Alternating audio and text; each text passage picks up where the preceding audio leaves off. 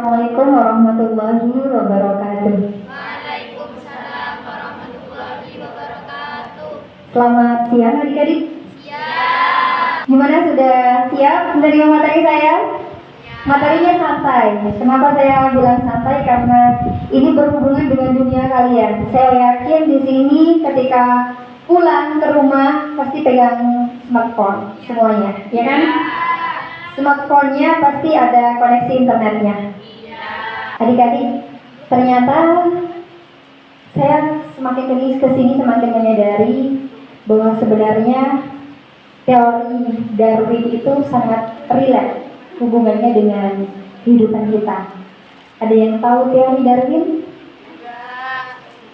Dulu katanya manusia itu dari kera, pernah dengar? Geografi belajar itu ya? Oke. Jadi dulu itu teori Darwin itu bilang bahwa jerapah, ini di depan adik-adik semua yang adik-adik lihat itu, jerapah yang paling sana, yang paling kanan itu pendek ya? Iya, pendek, lehernya pendek. Itu berdasarkan teorinya Darwin, dulu jerapah itu lehernya pendek. Kenapa? Karena mereka mencari sumber makanan yang ada di darat itu masih banyak. Jadi sumber makanan di tanah itu masih banyak. Seiring berjalannya waktu, maka jerapah lehernya semakin panjang karena sumber makanan yang ada di tanah semakin sedikit. Sehingga untuk bertahan hidup, jerapah itu harus mengambil makanan yang ada di ranting-ranting pohon. Ini berdasarkan teori Darwin. Next mbakku. Next. Jadi berdasarkan teori ini, makhluk yang bisa bertahan bukan mereka yang paling kuat, tetapi mereka yang mampu beradaptasi dengan zaman. Karena hidup semakin berevolusi. Karena terjadi evolusi, maka kita harus mampu beradaptasi dengan zaman. Next. Dan ini perjalanan revolusi industri di dunia. Yang dulu awalnya pada tahun 1700-an, 1784 itu dikenal dengan revolusi industri 1.0. Sekarang industri berapa adik-adik? 4.0, 5.0.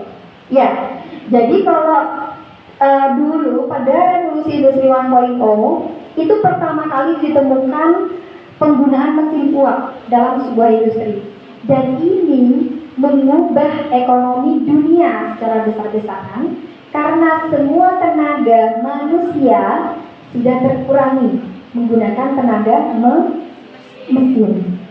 Waktu itu pada tahun 1700-an, kalian belum, bapak ibunya belum ketemu kayaknya. Waktu itu. Jadi pada revolusi industri 2.0 dimulai pada tahun 1870, yang ini sudah penggunaan mesin secara massal dan listrik pertama kali ditemukan di tahun itu. Jadi dulu waktu saya masih kecil, saya ingat banget dulu gak ada listrik. Biasanya kalau malam itu pakai thermal istilahnya. Dulu waktu saya masih kecil. Tapi seiring berjalannya waktu ternyata listrik sudah mulai masuk. Dulu tidak ada listrik, sekarang udah ada listrik. Itu dimulai sejak tahun 1870 yang dikenal dengan industri 2.0. Dilanjut ke industri 3.0 dimulai pada tahun 1969. Dan di sini penggunaan teknologi informasi dan mesin sudah otomatis. Jadi mulai masuk komputer. Udah mulai ada internet cuma di komputer-komputer aja di tahun ini. Dan kemudian ada industri 4.0 yang mana pada tahun 2011 mulai dikenalkan. Jadi ada mesin, dulunya kan mesin ditemukan, terus sekarang mesin itu sudah terintegrasi dengan internet yang dikenal dengan Internet of Things.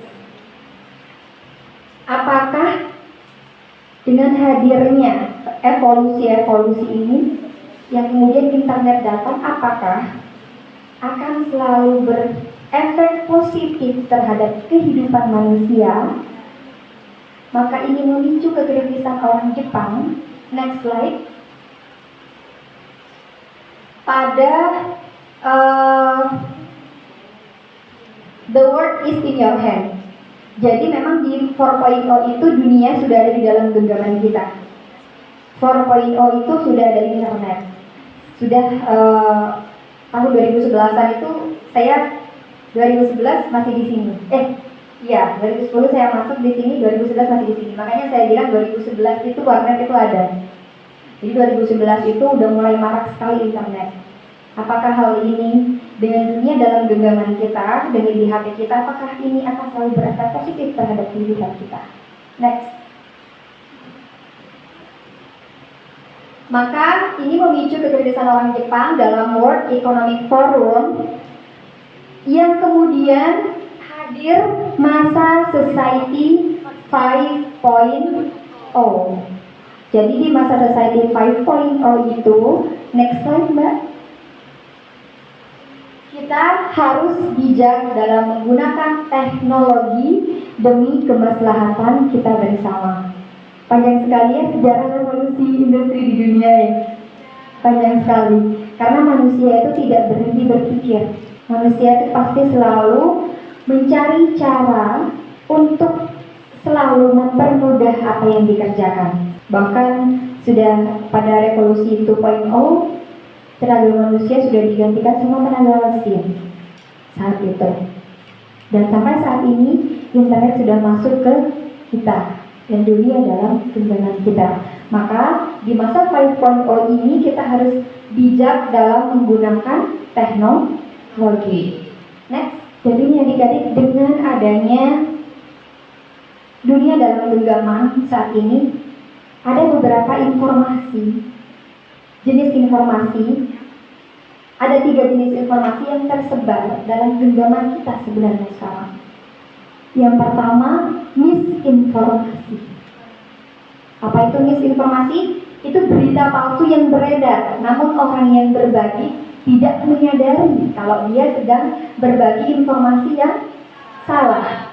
Makanya saya selalu bilang ketika saya mengisi literasi digital di mana-mana, saya selalu bilang, terutama ke adik-adik, saring sebelum, gak tahu istilahnya. Kalian harus pegang prinsip ini. Saring sebelum sharing. Saring terlebih dahulu sebelum kalian berbagi informasi ke teman-teman kalian. Jangan asal ada informasi ini di-share di grup, ada informasi ini di-share aja gitu di grup. Kayak gitu. Maka kemudian kalian harus di fase 5.0 ini bijak dalam menggunakan internet. Makanya harus saring terlebih dahulu informasi itu sebelum kalian sharing, sebelum kalian berbagi, entah di grup keluarga, entah di grup teman-teman. Jadi ini memang harus disaring. Pegang prinsip ini, saring sebelum sharing. Itu penting adik-adik ya. Jadi jangan sampai kalian menjadi salah satu orang yang menyebarkan misinformasi. Jadi kalian nggak sadar kalian share sesuatu yang sebenarnya itu salah. Apalagi sekarang masanya Palestina ya. Lagi gencar-gencarnya kasus Palestina sama Israel. Justru sekarang media itu dimainkan. Bukan hanya informasi yang benar yang tersebar, tapi juga disinformasi yang tersebar. Disinformasi itu apa? Informasi yang dengan sengaja dirancang untuk menyebabkan kerugian. Sekarang adik-adik mungkin karena di dalam pesantren jadi nggak tahu perkembangan dunia digital perang Israel sama Palestina.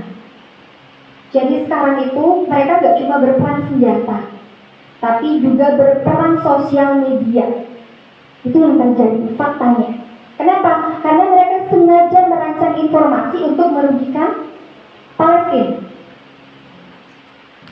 Jadi justru ada kreator yang sengaja dibayar dengan ratusan juta hanya untuk menyebar informasi yang salah. Banyak. Kalian tahu handbody Scarlett? Ya. Tahu informasi terbaru? Ya. Iya. Felicia Angelista, dia seakan-akan bikin pernyataan di Instagramnya bahwa dia seakan-akan sakit hati dengan anak-anak kecil yang menjadi korban. Tapi di video tersebut justru dia menunjukkan pro Israel. Kenapa? Karena yang disebar ada video cuplikan di saat pernyataannya itu, ada video cuplikan yang di situ seakan korbannya itu Israel, bukan Palestina. Gitu. Jadi seberani itu sebenarnya orang-orang Israel membayar influencer, orang-orang yang punya banyak followers, dibayar cuma untuk apa? Menyebarkan disinformasi, informasi yang salah, yang emang dirancang. Banyak.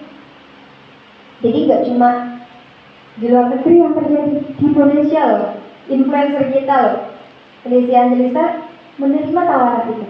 Dan emang tawarannya nggak sedikit, ratusan juta loh sekali posting. Tapi mau posting disinformasi, informasi yang sengaja dirancang untuk menyebabkan kerugian orang lain. Gitu.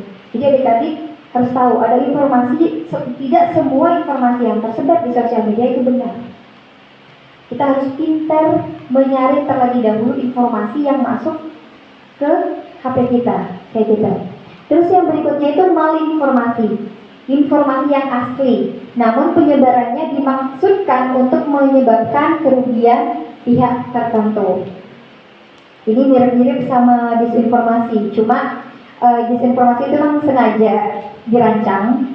Tapi kalau yang malinformasi itu informasinya emang ada, cuma penyebarannya untuk merugikan orang-orang tertentu gitu. Itu kita harus bijak ya dalam menggunakan internet ya. Saya yakin pulang ke rumah semuanya pengen HP-nya ada pakai datanya. Semakin kita menonton informasi yang salah, semakin banyak informasi yang salah yang akan disarankan ke HP kita. Pernah nggak nonton konten negatif misalnya? Negatifnya misalnya cuma joget-joget misalnya di TikTok lah, itu kan ada negatif ya, joget-joget di TikTok misalnya. Pernah nonton konten joget-joget di TikTok dengan pakaian you can see, yang pada akhirnya kalian akan berikutnya ketika buka HP disarankan lagi. Iya, iya. Kenapa? Karena apa yang kita tonton itu akan disarankan ulang. Sistem algoritma itu kerjanya seperti itu. Jadi kalau kita tontonannya Ustadz siapa ya? Ustadz Somad UAS misalnya. Kalau kita tontonannya Ustadz Somad ya, maka kita akan selalu disarankan tontonan ustadz-ustadz yang lain, yang sejenis. Kita tontonannya Pak Tunggu misalnya, atau apa ya, Gus Asmi misalnya. Maka yang disarankan itu nanti konten-konten yang sejenis. Gitu. Jadi harus pintar mencari atau menyaring informasi yang masuk ke HP kita. Next. Dan ini data website, top website berdasarkan ranking dunia. Jadi ini ada beberapa website yang sering banyak digunakan, top ranknya di dunia. Yang pertama itu Google. Pasti ya, berapa ya income-nya Google ya? Seringkali diakses sama adik-adik. Mau cari pelajaran ini di Google, mau cari ini di Google, gitu ya. Jadi referensi kita selalu carinya di Google, gitu kan? Terus yang kedua itu ada apa? YouTube. Yang kedua ada YouTube, top ranknya. YouTube melebihi TV.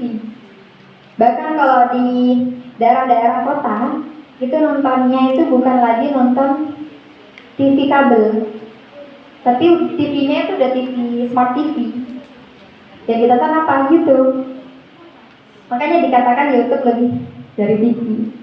Ini top rank kedua. Top rank ketiga itu ada Facebook. Siapa sih yang gak punya Facebook dari bapak-bapak, mbak-mbak? Bahkan sekarang anak baru lahir kan dibuatkan Facebook. Serius, adik saya dulu baru lahir saya buatkan Instagram. Dulu. Instagramnya sampai sekarang yang dipakai. Ya. Tadi saya dulu baru lagi saya buatkan Instagram yang ngelola saya. Apa tujuan saya? Untuk menyimpan informasi. Jadi gak mungkin foto dia masa kecil ketika dia usia sekarang itu masih ada. Kalau nggak saya simpan di Instagram.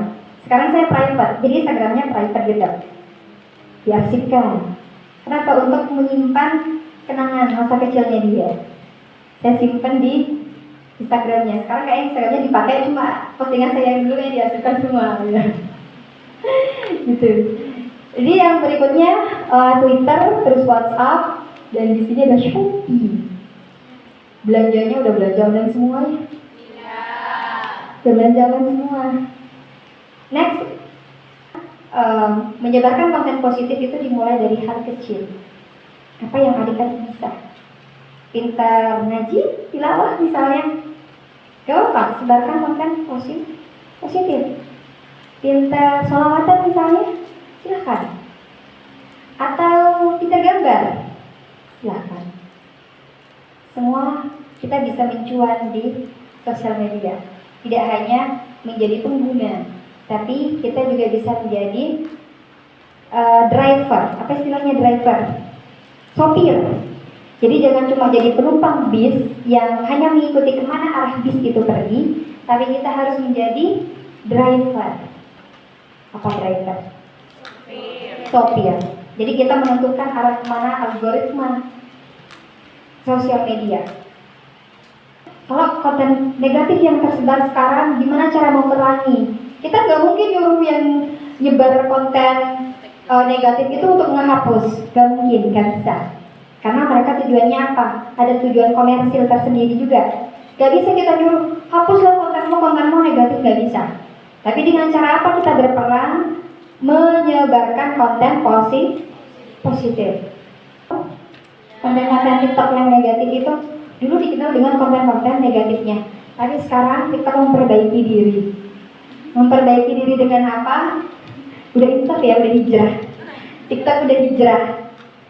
Saya bilang TikTok udah hijrah, memperbaiki diri. Dulu sempat diblok sama Kominfo tahun berapa itu waktu ada TikTok kontennya yang gak berfaedah, kemudian diblok sama Kominfo, kemudian muncul lagi setelah hijrah untuk menyebarkan konten positif.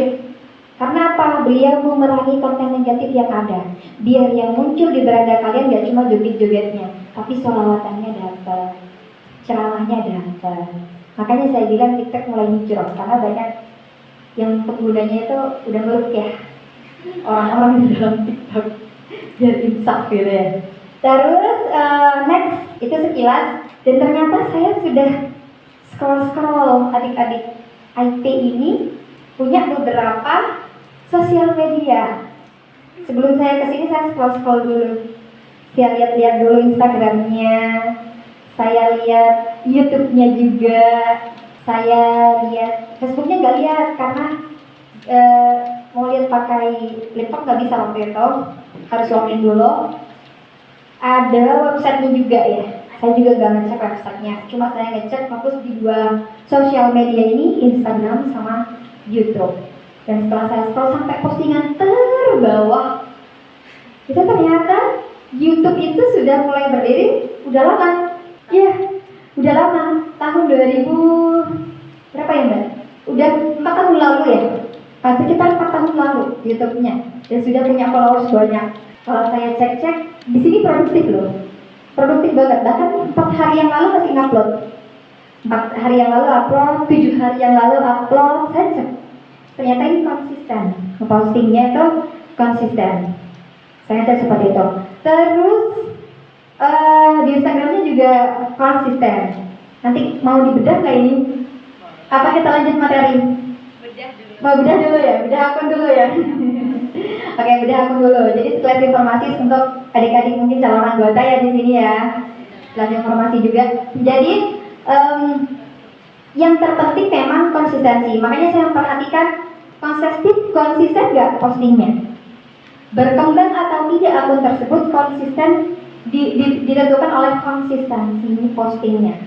Semakin sering kita posting, akan semakin banyak peluang untuk ditonton sama orang lain, kayak begitu. Followersnya udah tinggi untuk Instagramnya, cuma untuk beberapa postingan yang itu ada foto, ada ribbonnya tuh mbak ya, foto ada ribbon, ada di backgroundnya, itu udah informasinya tuh udah bagus. Orang-orang juga pengen konten yang ada informasinya, yang ada edukasinya juga, ya ada yang pendidikan yang disampaikan di dalamnya. Kayak misalnya kenapa tidak ada pementasan, saya kemarin lihat pementasan bahasa ya, ada acara bahasa itu pementasan. Kenapa tidak misalnya setiap ada penampilan fokus video full satu baca puisi full sampai selesai.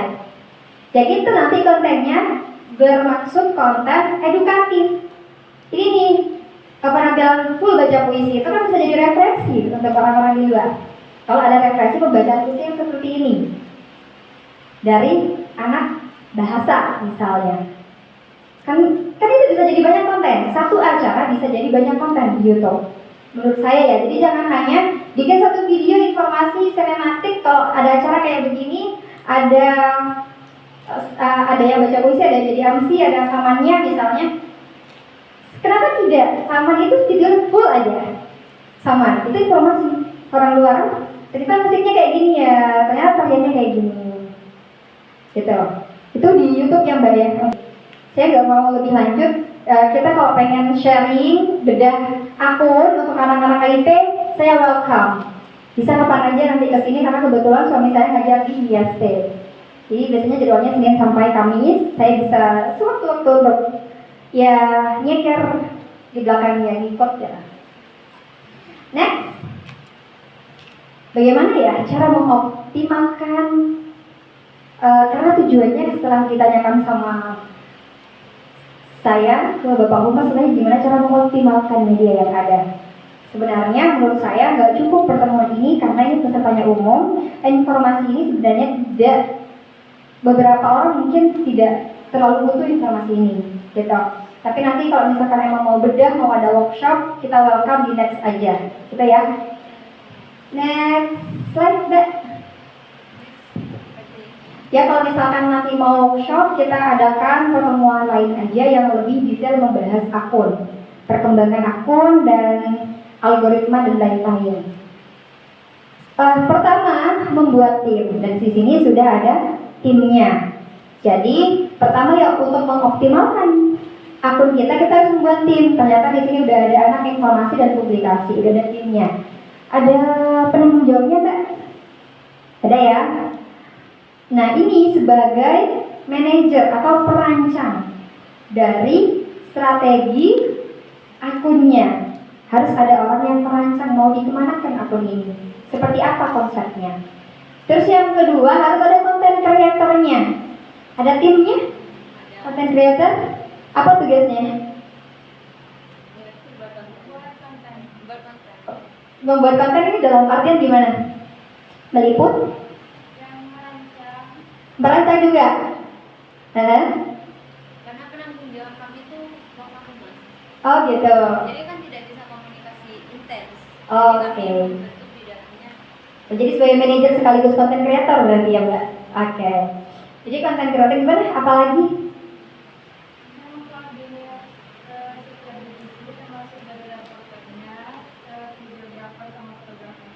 Oke. Jadi udah ada reporternya, ada videografer, ada fotografer, ada copywriternya juga.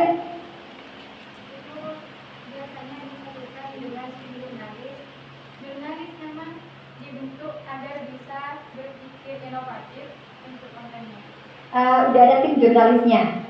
Berarti copywriter aman. Ada adminnya? Dikelola langsung oleh Bapak Humas. Jadi nyetornya setelah selesai disetor ke Bapak Humas. Yang ngedit? Editor. Editor. Editnya pakai apa Mbak? HP? Enggak pakai. Komputer? Pakai aplikasi apa? Filmora sama CapCut. Lebih enak CapCut ya? Nah, lebih enak CapCut kok. Kalau Filmora itu ya udah lebih enak CapCut menurut saya. Filmora di komputer boleh. Atau Sony Vegas bagus juga Mbak. Sony Vegas. Oh iya, Adobe ya. Dia itu udah pro banget. Iya, kalau Adobe itu udah pro banget. Kalau mau yang santai-santai setelah Filmora itu ada Sony Vegas. Next. Jadi emang harus ada timnya. Terus yang kedua kita harus memahami algoritma. Ngomongin algoritmanya dari tadi apa sih algoritma? Ada yang tahu algoritma? Oh, udah ada di depannya. Jadi algoritma sosial media sendiri itu data, kumpulan data dan peraturan yang menentukan konten yang ingin dilihat pengguna di akun sosial media lainnya. Jadi biasanya algoritma setiap akun itu punya algoritma sendiri-sendiri. Bahkan setiap sosial media punya algoritma sendiri-sendiri. Misalkan di TikTok, itu algoritmanya semakin sering dilihat, semakin sering di-like, di-komen, di-share, akan semakin disarankan ke orang banyak. Jadi kalau kita udah paham algoritma suatu sosial media, kita tahu caranya biar FYP, katanya begitu, for your page, FYP, misalnya kayak gitu. Trending kalau di Instagram. Jadi di Instagram itu semakin banyak interaksi kita dengan orang lain, dengan konten tersebut akan semakin sering disarankan. Makanya itu, kalau kamu suka konten negatif akan disarankan konten negatif. Jadi kalau ada konten negatif muncul, jangan sampai nonton sampai 3 detik, langsung skip. Semakin kalian tonton dengan durasi yang lama, kalian akan disarankan. Jangan sampai 3 detik skip. Muncul dikit skip. Maka tidak akan muncul lagi di beranda kalian. Jadi kalau ada konten-konten yang gak kalian suka, langsung skip. Gitu, biar gak disarankan lagi. Gitu. Next. Nah, setiap akun itu kan punya algoritma. Jadi misalkan MA1 Putri Instagramnya ini ada dashboard kan ya. Jadi di dashboardnya tuh dicek jam berapa sih biasanya postingan saya ramai. Setiap akun tuh beda-beda. Jam berapa sih sebenarnya, hari apa sih saya bagus postingnya, jam postingnya. Gitu. Begitupun di TikTok sama, jam posting yang terbaik. Dan ini berdasarkan data aja yang ada secara umum. Di hari Senin itu biasanya jam 11, jam 12, jam 1. Jadi biasanya hari Senin itu hari-hari orang sibuk bekerja. Di jam 11 ke belakang itu istirahat sholat biasanya. Biasanya scroll TikTok sebentar. Terus di hari Selasa, terus jam 8. Di hari Rabu ini berdasarkan data aja. Sedangkan di hari Minggu kalian jangan posting pagi, karena hari weekend orang sibuk berlibur. Hari Minggu postinglah sore hari. Setelah orang udah weekendnya udah selesai, udah santai-santai mau menghadapi hari Senin besok nih. Biasanya dari jam 6. Jadi jam 6 sore, jam 6 malam itu baru orang mulai buka sosial media. Gitu. Jadi jangan posting jam pagi. Jam 7 gak ada, semuanya pada liburan. Gitu. Next. Nah ini kalau engagement atau dashboardnya YouTube harus sering dicek ya dashboardnya. Dashboard YouTube-nya dicek kayaknya udah 1000 subscriber lebih ya. Udah 1000 subscriber lebih, udah bisa dimonetize. Karena mungkin Jam tayangnya berapa? Jam tayangnya kurang ya. Sekarang untuk dimonetize di YouTube itu harus 10.000 jam tayang. 10.000 jam tayang itu kalau kita tonton tidak berhenti, laptopnya nyala terus 6 bulan. 6 bulan kisaran itulah. Jadi harus dicek dashboardnya, kontennya, analistiknya itu kayak gini. Analistik, kira-kira yang nonton berapa orang, yang ngeklik iklannya berapa orang. Nah gitu, itu untuk mengoptimalkan. Jadi adik kalian bisa mencuan dengan mudah sekarang. Hanya dengan apa? Dengan kreativitasnya. Saya dari YouTube udah berkali-kali cair.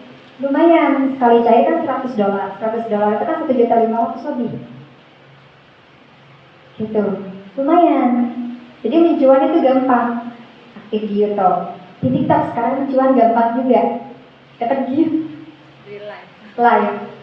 Tapi jangan demi cuan justru kalian menyebarkan konten yang gak positif ya.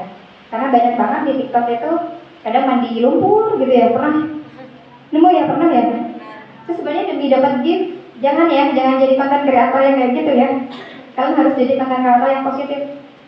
Ngaji misalnya kayak, gak apa-apa lah sambil ngaji. Kan kita menyebarkan pesan positif ya. Gitu. Selama kita selamatan misalnya, gak apa-apa. Kita nyebar konten positif. Malah sebenarnya kayak Syekh itu, dia sambil selawatan, sambil ceramah, sambil live. Sambil ngisi acara kayak gitu sambil live. Gitu. Next. Berikutnya untuk optimal akar kita harus menemukan ide kontennya harus menarik. Jadi misalnya kalau di sekolah itu profil sekolah ada, terus serba-serbi kehidupan di sekolah. Apa sih biasanya serba-serbi bikin ide? Karena tidak sama kehidupan di pesantren sama di luar. Misalnya pas di kelas ada tragedi yang tidur, misalnya di luar gak ada yang tidur, hanya di pesantren yang ada. Atau misalnya intinya behind the scenes, serba-serbi di sekolah. Karena tidak semua aktivitas di pesantren sama dengan aktivitas sekolah yang ada di luar. Jadi ketika kalian idenya menarik, itu akan sering banyak ditonton, akan trending. Showcase prestasi siswa dan alumni. Jangan cuma prestasi siswanya aja ya Mbak ya, tapi alumni-alumninya coba ditelisir. Bikin konten bareng alumni. Podcast misalnya. Iya. Jadi podcast misalnya diundang alumni-alumni yang sukses, banyak loh. Sama Putri itu orang alumninya keren-keren luar biasa. Saya percaya kalau lulusan sama Putri emang gak kalah. Jadi luar biasa, kalau udah keluar itu luar biasa banget. Jadi bikinlah podcast sama alumni misalnya, atau ngobrol sama guru dan karyawannya. Ada guru apa, punya kelebihan apa, kita ajak ngobrol. Atau misalnya guru ada pendamping sanggarnya nggak ya di sini ya? Sanggar soalnya kan ada pendampingnya, nggak ada. Misal ngobrol sama pendampingnya atau mentas bareng pendamping gitu. Jadi konten-konten di sekolah tuh banyak. Konten hiburan misalnya, konten hiburan itu kayak misalnya kalian sedang pentas itu difulkan saja.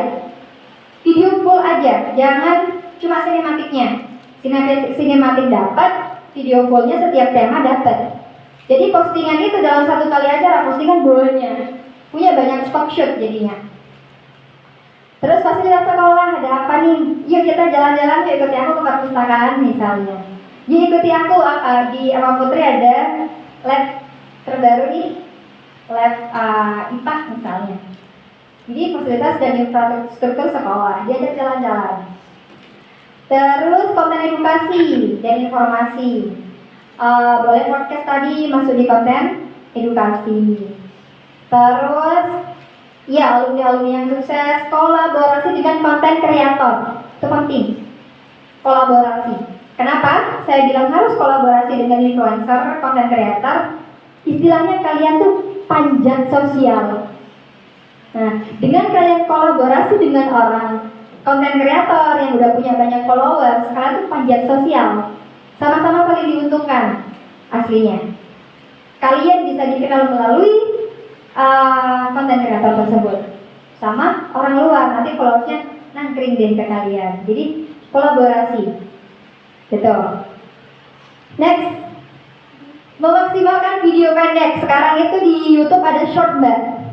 Ya, ada short, tahu kan? Gak cuma TikTok yang ada video pendeknya, tapi juga di YouTube ada short. Itu cepat Mbak untuk nambah subscribers. Kalau pengen segera dimonetize, short itu minimal 1 juta jam kayaknya. Pokoknya lebih cepat banyak subscribers itu di short. Apa saja short yang banyak? Cepat itu menemukan penonton. Bahkan subscriber itu akan muncul di short. Yang penting kontennya positif. Lagi-lagi, kalau kontennya tidak menarik, orang akan skip. Next. Jadi insight TikTok itu lebih cepat daripada Reels Instagram, daripada short, daripada postingan di Instagram pokoknya. TikTok itu pasarnya luas. Jadi kalau misalnya kita mau share konten dan konten kita positif, Saya sarankan kalau pengen menggait siswa baru di TikTok, Mbak, karena luas banget pasarnya. Gitu. Tapi kalau di Instagram mungkin dari alumni ke alumni, alumni yang follow itu di Instagram. Tapi kalau TikTok, oh ini di sekolah mana ya ada kayak gini ya? Oh ini di sekolah mana nih? Kok menarik ini sekolahnya? Gitu. Ini konten yang kita share itu harus positif. Ingat prinsip saring sebelum sharing. Ada yang punya kesulitan, gak punya ide mau bikin konten, gak punya ide. Jadi konten kreator itu prinsipnya tiga huruf. ATM. Ada yang tahu? Kepanjangannya ATM? Mesti dapat duit. Mesti dapetin duit ATM gitu. ATM. Jadi seorang konten kreator itu prinsipnya 3 huruf ATM. Amati, tiru, modifikasi. Jadi kita amati dulu videonya orang. Aku suka baca puisi, misalnya aku cek nih pembaca puisi yang bagus-bagus ini, diamati semuanya. Kemudian kita tiru. Jangan ditiru keseluruhan, tapi modifikasi. Baru kemudian itu menjadi hak cipta kita. Gitu ya. Jadi amati, tiru, modifikasi kalau mau jadi konten kreator. Next, thank you. Kita saatnya sharing. Mungkin ada beberapa pertanyaan dari adik-adik. Kita sharing session aja ya. Kita saya kembalikan lagi ke moderator.